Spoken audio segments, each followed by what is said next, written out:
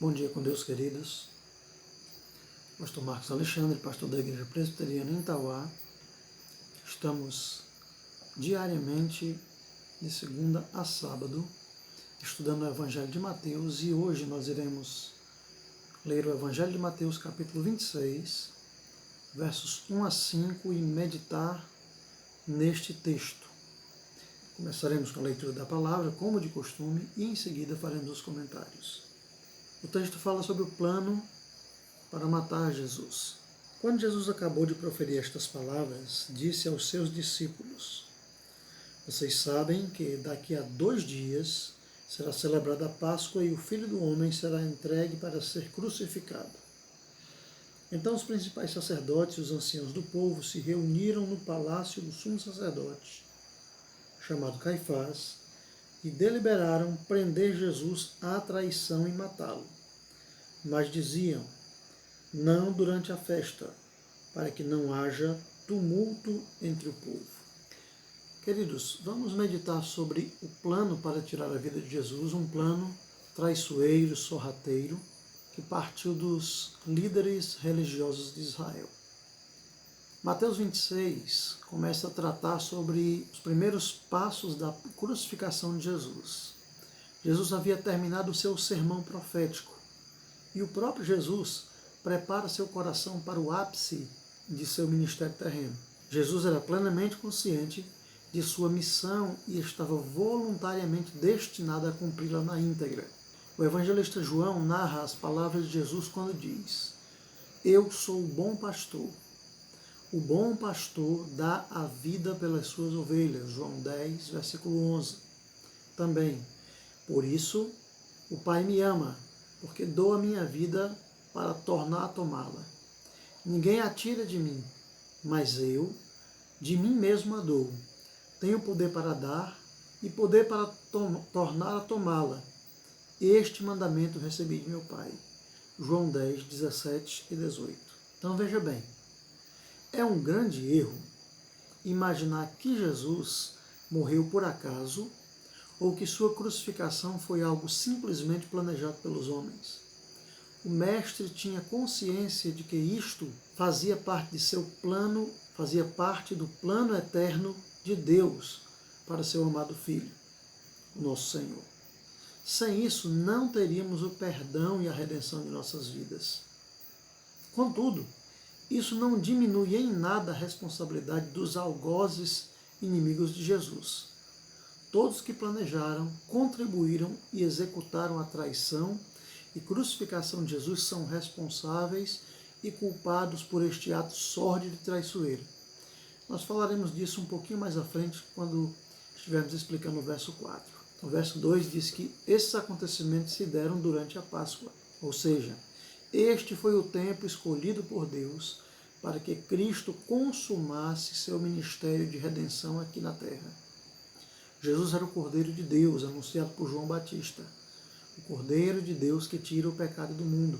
Nós vemos que o Senhor sempre evitou seus inimigos quando queriam matá-lo. Lucas 4, 29 e 30, João 5, 18 e João 10, 39 falam sobre isso, que em momentos em que Jesus estava no meio da multidão, ou pregando, ou realizando alguma obra que eles queriam prendê-lo ou matá-lo, Jesus passava por entre eles, sumia da presença deles e evitava que esse momento acontecesse. Mas agora havia chegado o seu tempo, o tempo de coroar a sua missão. O verdadeiro Cordeiro de Deus levaria sobre si o pecado do mundo. Ao ler o verso 3, nós vemos que Caifás, sumo sacerdote, estava na ponta da responsabilidade, era o cabeça de toda essa questão relacionada com Jesus. Caifás foi sumo sacerdote entre os anos 18 e 36 depois de Cristo. Ele era genro de Anás, o sacerdote que o antecedeu. Ele passou um tempo longo nessa função. Os estudiosos dizem que isso sugere que ele tinha um bom relacionamento com os romanos e também um bom relacionamento com a dinastia herodiana, que eram os líderes políticos daquela época. Ele controlava o templo e se beneficiava do mercado corrupto que era praticado no templo. O fato de Jesus ter expulsado os vendilhões do templo, virando as mesas e batendo nos cambistas, causou ao líder maior do templo, ou seja, Caifás, uma ira pessoal contra Cristo. Jesus atrapalhou os negócios escusos deste sumo sacerdote e, consequentemente, fez com que a renda do templo diminuísse. Estudiosos acreditavam que Caifás tinha sim uma rixa pessoal contra Jesus, possivelmente por motivo de inveja.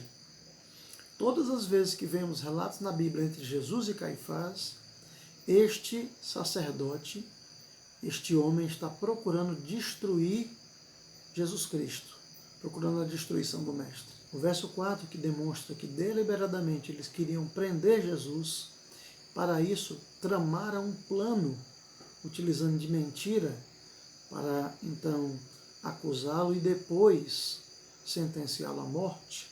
Este verso, por uma boa parte dos estudiosos, ele é desconsiderado nos seus comentários. Especialmente este que reforça a responsabilidade humana dos seus projetos pecaminosos. Nas Bíblias que eu tenho à disposição, apenas Russell Shedd afirmou que a reunião ocorreu no Sinédrio, ou seja, o que indica que muitos estavam interessados na morte de Jesus. Aqui vale ressaltar o que foi dito pelo Messias quanto aos que desejavam traí-lo. Costumamos considerar apenas o pecado de Judas Iscariotes, contudo, havia mais pessoas empenhadas em eliminar Jesus. Ele sabia de tudo isso e ainda assim foi à cruz. Deliberadamente, voluntariamente, ele foi à cruz. Mateus 26, 24, nesse mesmo capítulo, um pouco mais à frente, está registrado o seguinte: em verdade, o Filho do Homem vai, como acerca dele está escrito, mas ai daquele homem por quem o Filho do Homem é traído. Bom seria para este homem se não houvera nascido. Esse versículo está sendo direcionado a Judas, mas nós vemos no contexto de Mateus 26 que não somente Judas, mas um grande grupo de pessoas estava interessado na morte de Jesus. Contudo, o verso 5 vai dizer que eles não queriam fazer isso durante a Páscoa. Por quê? Porque eles temiam sofrer alguma resistência por parte da multidão de peregrinos que estariam em Jerusalém durante aquela festa. É interessante dizer aqui que todos esses atos que culminaram na prisão, julgamento e assassinato de Jesus estavam completamente no controle do próprio Cristo. Jesus traçou todos os passos para esse evento. Tanto é que ele dá orientações precisas, veremos isso mais à frente, quando estivermos estudando os outros devocionais, ele dá orientações precisas de como preparariam a ceia que ele teria com seus discípulos antes então do momento que ele seria preso, julgado e crucificado.